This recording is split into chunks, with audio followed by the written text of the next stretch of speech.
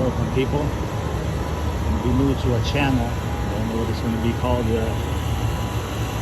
My love, 25 years in the making. HVAC, refrigeration, and controls. I had to start doing a little bit of work for somebody that asked me to. It's sad to say, but there's a lot of people that should not be in the trades.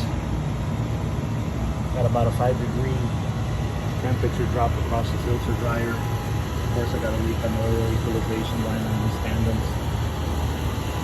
This is probably going to be a candidate for my 41 cubic inch rotor-lock filter dryer with ice filter. Too many hands coming across units. A lot of those hands not knowing what they're doing. It's crazy.